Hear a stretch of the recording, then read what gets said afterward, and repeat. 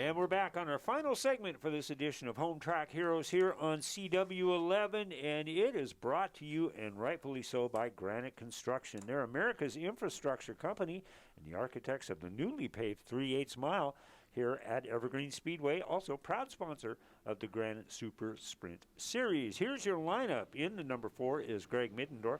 Outside of Greg, in the 36, Jason Thomas. Evan Margison, good to see Evan out here on a cloudy Saturday night in the number 57. Outside of Evan, another great open-wheel racer around the Pacific Northwest, the 41 of Chance Crum. Reese Getz in the number 95, and outside of Reese in car number 8 is Jake Mann, brought to you by First Line Systems, Inc. Todd Coleman in the 44, sponsored by Fleet Service, and the 7D with our in-car camera tonight, the good Randy Dubois. In the 5th row, you'll see the 12 car of Cameron Neisinger. Outside of Cameron, in the 91 car, sponsored by First Line Systems, it'll be Chase Getz.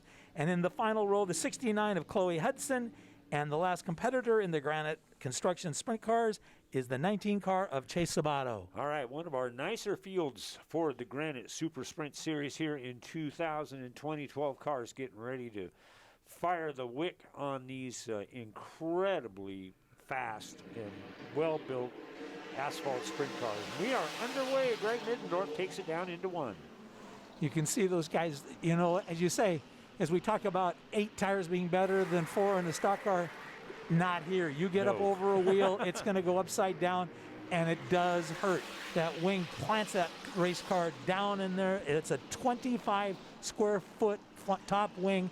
They can, from inside the cockpit, make an adjustment, slide that wing forward or back. They can pitch it up a little bit in the back, depending on what they want to do. Sometimes it helps the car. Sometimes the driver just ends up by messing himself up even worse. Somebody, and I really want to thank somebody, I just don't know who, but somebody sent us some information on these Granite Series pavement sprint cars. The engines they run both iron and aluminum blocks between 360 to 410 cubic inches, running on fuel-injected methanol, which makes them always smell so good. And talking about between 800 and 850 horsepower. They're chrome moly round tube welded frames with a live quick change rear, and that is direct drive to the engine, as we have mentioned, with no power robbing clutch or transmission. Average weight on them is 1,375 to 1,475 pounds, so it's a crazy horsepower to weight ratio and fast. We're inside right now with Randy Dubois as he heads on down that backstretch. You can see him. Not a lot of movement of those hands, just nice and smooth as he heads down in there. If you can take a look at the tires, if you could see those, the left rear, shorter, much, much narrower than the right rear. Stagger. It's like taking your red Solo Cup and try and push it straight. It doesn't go straight. It wants to go in circles because your red Solo Cup that you have that favorite beverage in is smaller on one side, bigger on the other. But Randy just doing a nice job as they head down into turn 1. But as you said, methanol powered. Methanol, a man-made fuel. They do that because it helps cool the motors down. It doesn't explode like gasoline. The problem with methanol, though, is when it catches on fire, you can't see it in daylight. Right. A driver knows it's there, but not. But, just kind of a cool deal. The only bad thing about methanol, if you get up close to one of these cars, when they're idling, they run what they call, very fat. The motor's very fat, and you got tears running down your face, and you can't breathe. Greg Middendorf is our leader here on lap number 10, followed by Chance Crum in the 41, Jason Thomas in the 36 car, the 57 of Evan Margison, and Reese Getz in the 95 make up the top 5. I am so glad that an outfit like Granite Construction has come on board, because this series and these cars are it's almost the perfect storm. If they're going to run asphalt, a 3/8 track, and especially this one that Granite Construction completely redesigned a couple years ago, and now it's seasoned, and now it's broken in. It's like a baseball glove, and now it fits real comfortable, and it's one you wouldn't want to trade for anything. And I think a lot of guys, especially that run these high horsepower, lightweight cars, and especially like you had mentioned, Tom, with the way the tires are set up on them, just it's The perfect storm is about the best way to describe it. Well, you have brothers, Reese and Chase Getz, and these guys drive anything and everything with wheels on it. Yeah. They a lot of times on Friday night you'll find them up at Deming on the dirt running mini sprints, down to maybe Skagit Speedway running sprint cars on the dirt there. Pavement here. They also own some midgets they run on pavement. They'll run Ford Focus midgets on dirt. These are two brothers. I've known their dad for a long time. Yeah. They just live not very far from the Speedway here in Monroe.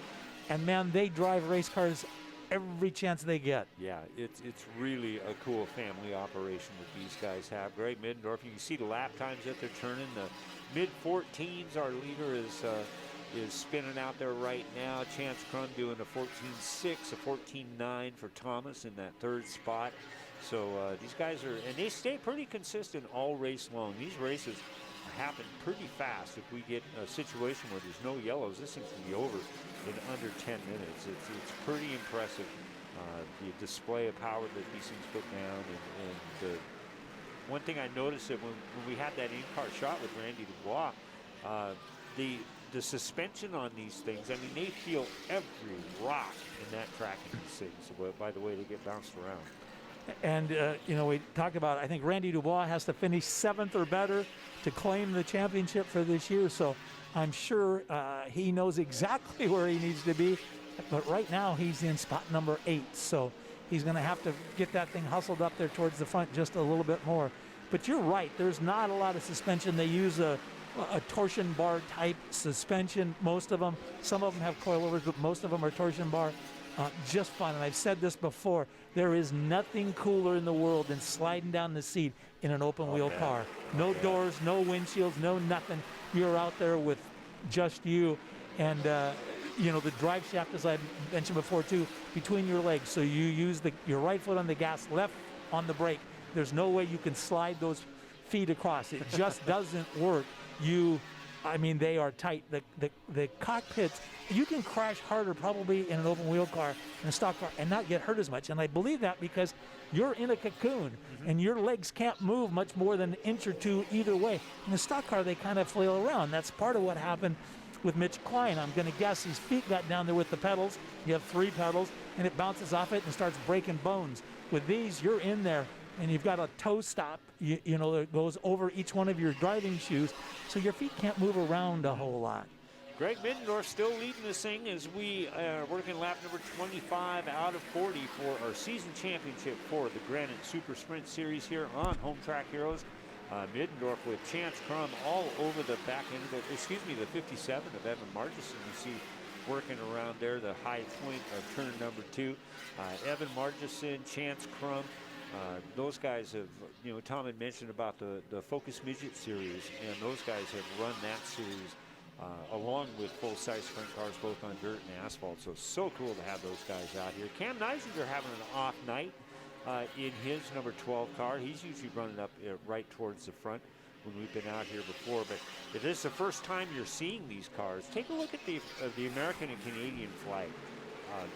To get an idea of how much air these things move around with those big wings. Like Tom mentioned, 25 square feet when you're doing, and how fast are these cars, you ask? Well, I'll tell you, when you were on the 3/8, about 130 to 135 miles an hour. So they do that, they get to that very quickly before they have to back off and work the corners. But take a look at the flags when they go by. They are just straight out. Well, and some of the bigger events, which hopefully we'll get back to next year, like the Roy Price Memorial, big fields of cars. Yeah. And I got to tell you, those guys are in traffic so much, and some of them that are, there's a kid out of Roseburg, Oregon named Hein, and man, I don't know how his brain processes so fast. It's amazing. I know his dad fairly well, and I said, Ron, what do you do? And he goes, I don't know how the kid thinks that fast. He said, his dad's not that smart, but man, they have to go, because if you make a mistake, when the crash happens, it's normally the fast guy that goes for the biggest ride. Yeah. You go up over a slower car or whatever like that, the fast guy's the one that's going to take the beating and the abuse of that deal. But as you pointed out right there, the flags are just furling and flowing around because there is so much turbulence that come off those. On the longer tracks, the drivers have to design some helmets with like a little wicker bill in the bottom of it, because you go down the straightaway, if you get your head up a little bit, it wants to pull the helmet right off your head. So they do things. We're going to see a spin right there. There we go. We've got a caution, as mentioned, the number 8 car of excuse me, Jake Mann will loop it around, and we'll have to get the Cascade push truck out here. Wanted to mention Chance Crum took the lead over a few laps ago, and we'll see how this ends up. But again, it's just been, this is how fast. I think we went maybe like 7 or 8 minutes talking about these guys, and we're getting close to about talking about wrapping this thing up. As we get the track cleaned up, we'll get them back underway and get them back going. As Tom mentioned, there's so much unique about these things. One of the other unique things, they don't have a starter. No. They don't have a battery in them. So that requires Cascade push trucks. Room and weight. We've got 'em. Room and weight. No, we don't want to put a starter on them. No. Chance Crum will lead them down to turn number 1 here with 7 laps to go, as 40 will make up the distance for the final race for the Granite Super Sprints in 2020. And like we mentioned, boy, these things, it's just such a ridiculous combination of the engine and weight.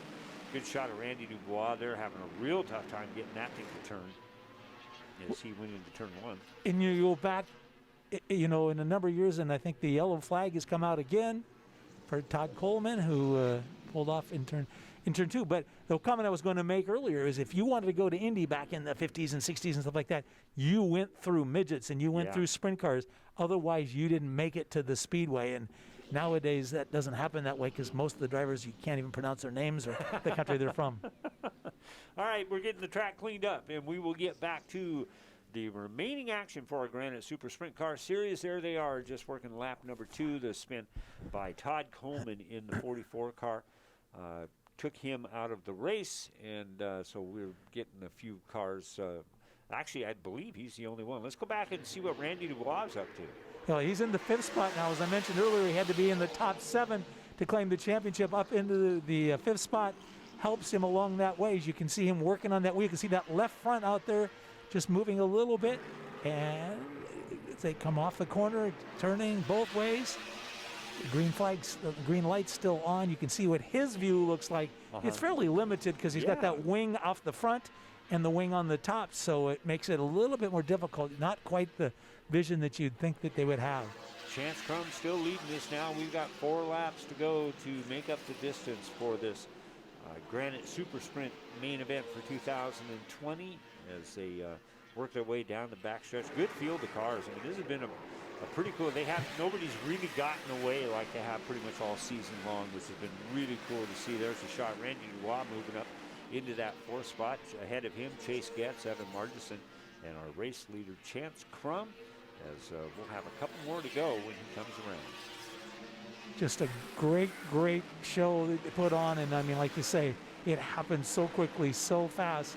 They don't run a lot of laps. You won't see a 100 or 200 lap sprint car race, because as they use that methanol fuel, it gobbles it up at about twice the rate of gasoline. It is a little cheaper than buying racing gasoline, though. All right, here we go. Final lap. Is Chance Crum going to pick up a win in the Granite Super Sprint Series as he comes out of turn number 4, and whammo, there he is. Congratulations, Chance.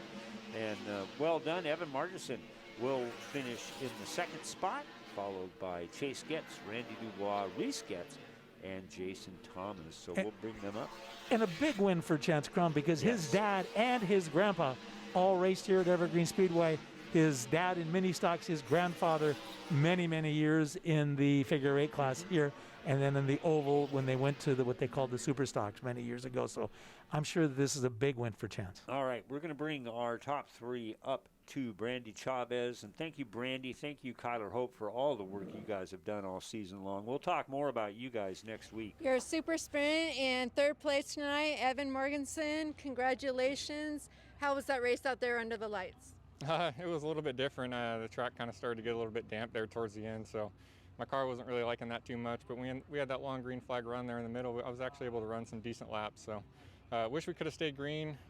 Probably till the end. I think I might have been a little bit better off. But like I said, kind of on those little short stints we had there at the end when people kept spinning out, it was just really killing our momentum. Had a hard time getting going. So nonetheless, I'm happy with the 3rd place, and roll it in the trailer in one piece. And who do you want to thank for getting you to the track tonight? Signature Texturing Service, Frankie's Pizza, Westlake Properties, RZ, everybody who helps out on the car. I appreciate it, and pleasure to drive it. All right, Evan Marginson comes home in third place tonight. Super Sprints in second place tonight. Chase Getz. How was that race out there for you tonight? It was good. I wish I didn't start so far in the back, but we were able to make our way kind of towards the end of the race. Started off okay, car kind of got better and better, and I kind of went away in the end. I lost my brakes, kind of took out my brother there, but we made it to the end, luckily, and managed to pick up second. And who do you want to thank for your win tonight? I want to thank Michael Newman, my car owner. He always gives me a great car to run, and my dad for helping me with setting it up, and my girlfriend, Roger, Reese, everyone that comes to helps out on this car. First Line Systems, Drywall Distributors, Jake Band Designs, Thermotech, Pacific Powder Performance Coatings. Yeah. All right, Chase Getz comes home in second place tonight. Congratulations on your podium tonight. How was that race out there under the lights? Thank you. Yeah, it was a lot of fun. I got a little sketchy there at the end. The mist started coming down a little bit, and then just trying to survive all those restarts with a lot of fast cars behind me. And who do you want to thank for getting you out to the track tonight? I want to give a big thank you to the Richardson family for the opportunity. We had a lot of fun racing with them. Also want to give a big thank you to Joe's Racing Products, Air Van Moving, and Capstone Plastering for all the support. And thanks to Evergreen Speedway for having us. All right, Chance Crum comes in first place tonight. Your 2020 points champion for the Super Sprints, the 7 of Randy Dubois. Congratulations. How did you put such a successful season together? Well, I had a great crew. I had Janet, I had Travis, I had Gilbert, I had Leslie. Everybody was here for every race. We just worked really hard all year. We were able to qualify fast time every race. We had some problems. We didn't have the greatest car tonight, but it was kind of coming to us at the end, and we got lucky and had a great season. So yeah, it was just a great finish. And all you champions this year are really missing your fans. Anything you want to say to them? Well, wish you guys were all here. It's really different without the fans here, and I mean in a bad way. And hopefully next year we'll get all the fans back. And just want to thank also Doug Hobbs for putting this on and allowing us to do this and doing all the extra work that it took, and appreciate him making this happen. And any sponsors you want to shout out? Yeah, I would like to thank Geico, First Line, and RJD Construction. Been sponsoring me all year, so every little bit helps. All right, Randy Dubois, your 2020 Super Sprint champion. Congratulations, and pop your champagne, sir. All right.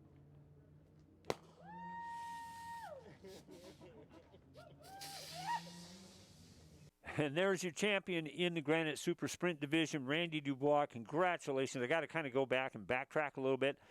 There was a little bit of confusion on the scoring. We actually went one lap longer. We went 41.